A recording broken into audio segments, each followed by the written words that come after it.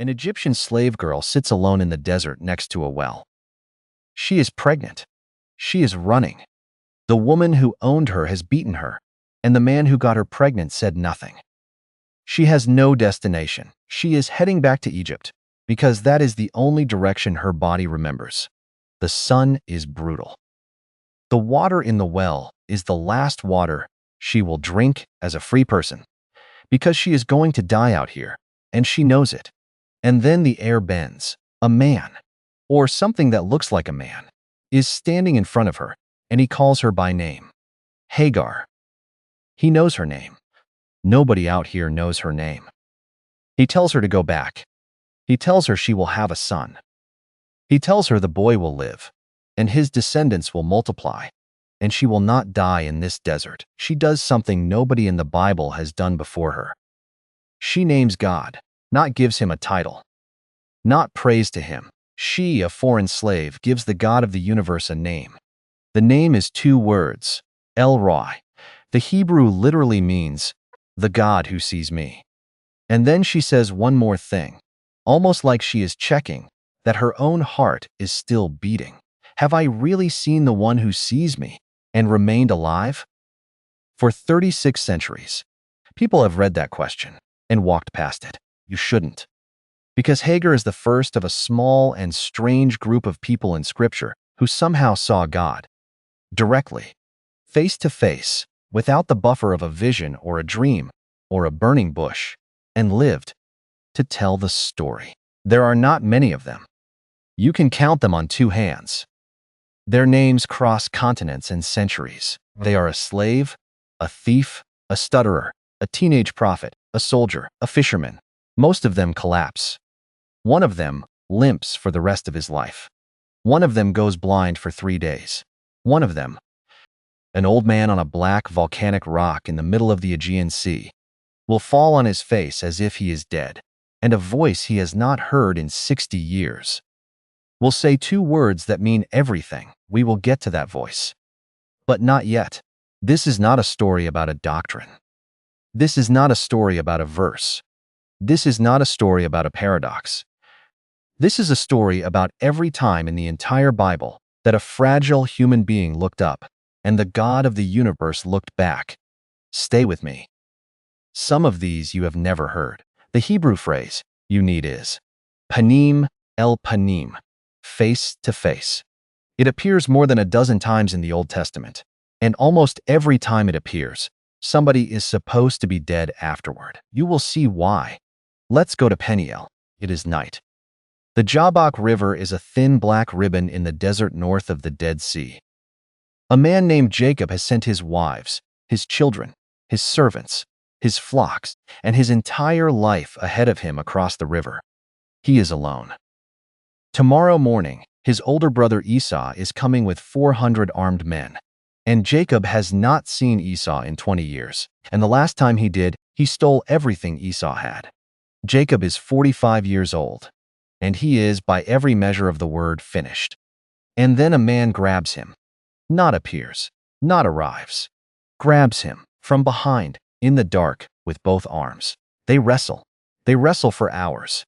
The Hebrew verb is abak, to grapple, to roll in the dust. Jacob, the trickster, the heel grabber, the one whose entire life has been about gripping things that did not belong to him, finally has his match. The man cannot throw him. So the man touches Jacob's hip socket and dislocates it with a single touch, which tells you, by the way, that this was not exactly a fair fight from the beginning. Daybreak is coming. The man says, "Let me go." Jacob says one of the most desperate things in the Bible. "I will not let you go until you bless me."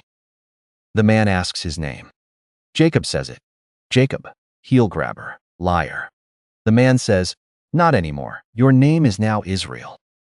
And then he walks away into the dawn. Jacob limps to the river. He looks at the sunrise. He says it out loud, and Genesis chapter 32 writes it down for you. "I have seen God face to face, and yet my life is delivered." He names the place Peniel. The Hebrew literally means the face of God.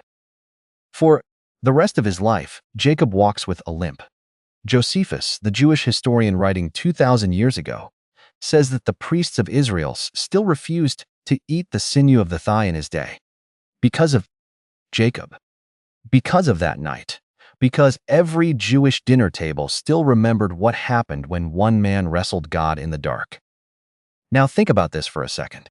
Hagar saw God and lived. Jacob saw God and lived. And both of them said the same thing afterward. I should be dead. There is something built into the encounter itself that, by every theological law, kills you. Light too pure for a creature to absorb. Holiness too dense for a sinner to survive. And yet, they walked away. Here's what most people miss. Every single person on this list, every single one, leaves changed. Hagar leaves with a name for God. Jacob leaves with a new name for himself and a permanent injury. The next people you are about to meet leave with their voices changed, or their bodies trembling, or their hair white. Nobody walks away from this moment the way they walked in. Nobody. 3 Old Testament encounters down. 5 more to go before we cross into the New Testament. And the strangest one is still ahead. Before we go further, if you are still here, if this is hitting you the way it is hitting me, drop a single word in the comments. The name of whichever encounter has stopped you so far. Hagar, Jacob, or just the word Peniel. I read everyone. And if you want the second half of the list, Isaiah, Moses, Manoah, the apostle who went blind, and the old man on the rock, make sure you are subscribed before this video closes. 2 new explanations every week. Wednesdays and Sundays. Lamplit word. Now back to the desert. 40 years before Jacob's grandson Joseph is sold to Egypt, a young Egyptian-trained Hebrew prince commits murder, runs into the wilderness, marries a shepherd's daughter, and spends 4 decades watching sheep eat thorn bush. His name is Moses. He is 80 years old. He has long since stopped believing that anything important will ever happen to him again. And then he turns a corner in the rocks at Mount Horeb, and he sees a bush on fire, except the bush is not burning up. He steps closer. A voice says, "Take off your sandals. The ground you are standing on is holy." The Hebrew word the voice uses for itself is ehesher, eheshe, I am, that I am. Moses hides his face. He hides his face on Mount Horeb because, even at the bush, even with only a voice, even before he sees anything, he knows the rule. To see the face of this God is to die. But Exodus chapter 33 does something startling.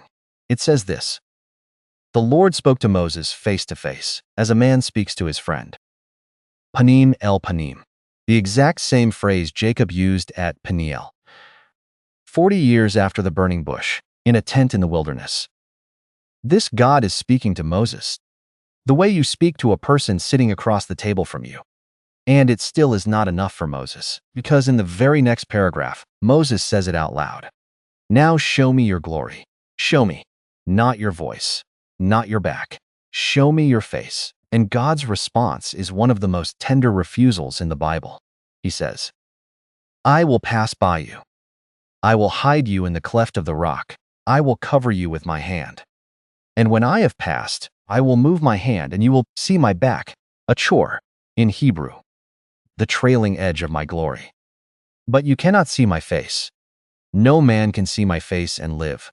Stay with that for a moment. The man who already saw God face to face is told he cannot see God's face. Which means panim el panim is not literal vision. It is intimacy. It is presence.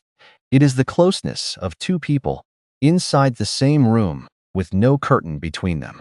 The actual unfiltered face of God, what theologians call the beatific vision, is so concentrated that it would unmake a human being on contact.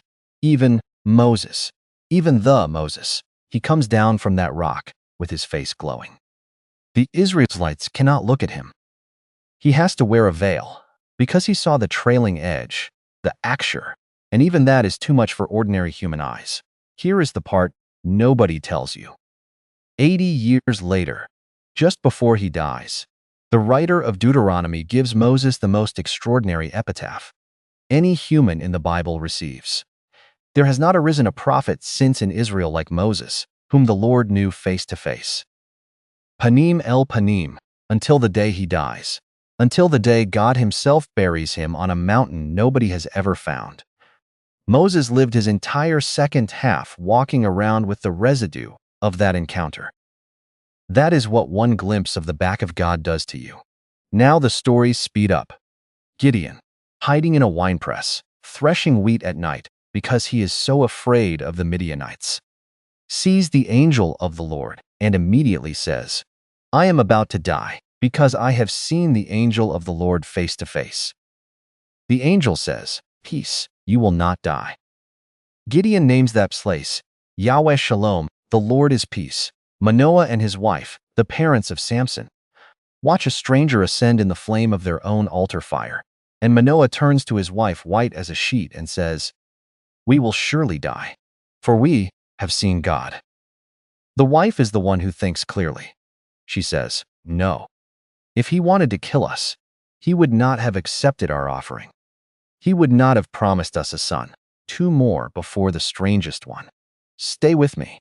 800 years after Moses, in the temple in Jerusalem, the year King Uzziah dies, a young man named Isaiah looks up. He sees a throne. He sees a Lord, high and lifted up, and the train of his robe fills the temple. He hears 6 winged creatures crying back and forth in Hebrew. "Kadosh, Kadosh, Kadosh, holy, holy, holy." He smells the smoke. He feels the foundation shake. And he says one of the most famous sentences in the entire Bible, "Woe is me, for I am undone. I am a man of unclean lips, and I dwell in the midst of a people of unclean lips, for my eyes have seen the King, Adonai Tsabaoth, the Lord of hosts." A burning coal touches his mouth. The Hebrew word for that coal is ritzbah. His sin is taken away. He says yes. He becomes the prophet whose words you read every December. "For unto us a child is born, unto us a son is given." All of it traces back to one moment when a man in a temple looked up, and the universe opened. And then, 600 years after Isaiah, a priest's son named Ezekiel is sitting beside a canal in Babylon, in exile, with nothing. And the sky opens, and he sees wheels inside wheels, and creatures with 4 faces, and above all of it on a sapphire throne, the appearance of the likeness of the glory of the Lord. He says he saw it. He says he fell on his face. He stayed on his face for 7 days afterward, mute. Could not speak. Could not move. Just lay there. Now you have it. The pattern is the pattern. 3 takeaways are coming. But first, the strangest one of all. The Old Testament is over. The voice that spoke to Hagar and to Jacob and to Moses has been silent for 400 years. The prophets have all died. The temple has been rebuilt, and the people are waiting for something they cannot name. And then a poor carpenter from a no-name village named Nazareth walks down to the Jordan River, and his cousin baptizes him, and the sky tears open like a curtain, and a voice says, "This is my son." For the next 3 years, ordinary fishermen and tax collectors look this man in the eye every single day. They share bread with him. They watch him sleep. They watch him cry at a friend's grave. And the Apostle John, 60 years later, sits down and writes a sentence so casual. You almost miss the violence of it. "We beheld his glory, the glory as of the only begotten of the Father, full of grace and truth." They saw God face to face, and they did not die, because something had changed. The God who told Moses, "No man can see my face and live," that God had wrapped himself in flesh, small enough for a Jewish girl to hold. He had put a face on. The face was Mediterranean, and the eyes were brown, and the hands had calluses. He coughed when there was dust in the air. He got hungry, and every meal he ate with a tax collector, every wedding he attended in Cana, every conversation by a well, was a human being seeing God face to face and not dying. Augustine, 1500 years ago, said it like this: "The invisible God made himself visible, so that we might see him and live." Origen, 200 years earlier, called it the philanthropy of God. the love for humans that makes him climb down inside his own creation. And then, on a Friday afternoon outside Jerusalem, a Roman centurion stood at the foot of a cross and looked into the face of a dying Jewish carpenter and said, "Truly, this man was the Son of God." A pagan soldier. Panim el panim, he saw it. He lived. Mark chapter 15, verse 39. You can look it up, but the list isn't over. 3 years after the resurrection, a Pharisee from Tarsus named Saul is riding toward Damascus to arrest and execute Christians. And a light brighter than the noon Syrian sun breaks the sky in half, and a voice says, "Saul, Saul, why are you persecuting me?" Saul, who has spent his whole life building the case that this Jesus is a fraud, falls off his horse onto the road and goes blind. For 3 days, he sees nothing. He eats nothing. He drinks nothing. And on the 3rd day, a man named Ananias lays hands on him, and scales fall from his eyes. Actual physical scales. The Greek word is lepides. And Saul becomes Paul. And Paul says, much later, almost in passing in 1 Corinthians, "Last of all, he appeared to me also, as to one untimely born." Last of all, almost last, there is one more. The one I told you about in the beginning. The old man on the volcanic rock. His name is John. He is the last living disciple. He is somewhere in his 90s. The Roman Emperor Domitian has exiled him to a tiny island called Patmos in the middle of the Aegean Sea. A black volcanic rock, hot, dry, almost uninhabited, because John will not stop preaching the name of Jesus. It is a Sunday, the first day of the week, the Lord's Day. John is alone on the rock praying, and he hears a voice behind him. A voice he has not heard with his ears in 60 years. Not since a Roman seal was broken at a tomb outside Jerusalem, and a young rabbi he loved walked out. The voice is like a trumpet. He turns to see who is speaking, and he sees a figure standing in the middle of 7 golden lampstands. His hair is white like wool. His eyes are like fire. His feet are like burnished bronze glowing in a furnace. His face, Revelation Chapter 1, is like the sun shining in its strength. John falls on his face as if he is dead, and then a nail-scared hand touches his shoulder. And the voice that called Lazarus out of the tomb says 2 words to him. "Phobu me." Fear not. The same 2 words from the angel to Hagar at the well. The same 2 words from God to Jacob in the night vision at Bethel. The same 2 words from the burning bush. The same 2 words from the cradle in Bethlehem and the empty tomb outside Jerusalem. That is, the entire pattern.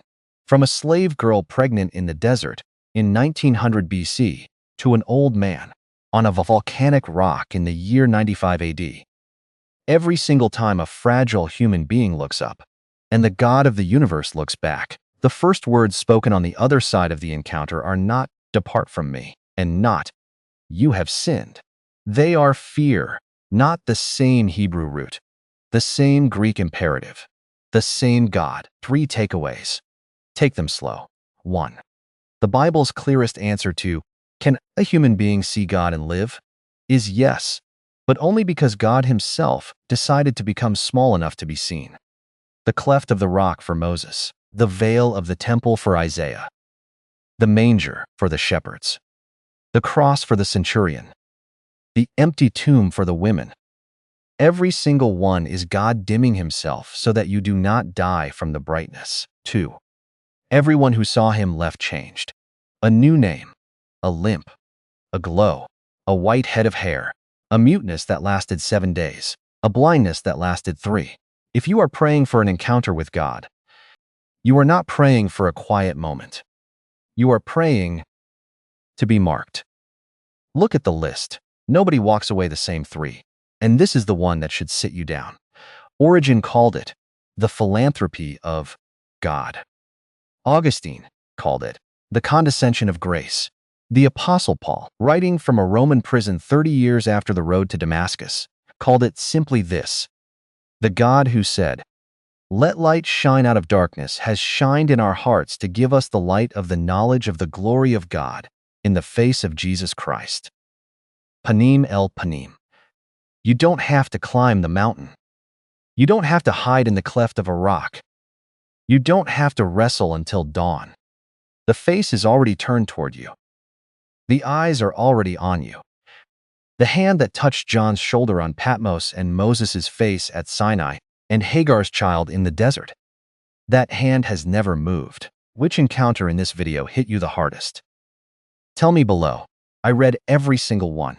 Scoobers, before you leave. 2 new explanations every week. Wednesdays and Sundays. Elroy, the God who sees you, watches you resurrect. Sees the prayer you have not prayed in a while. He has always been looking back.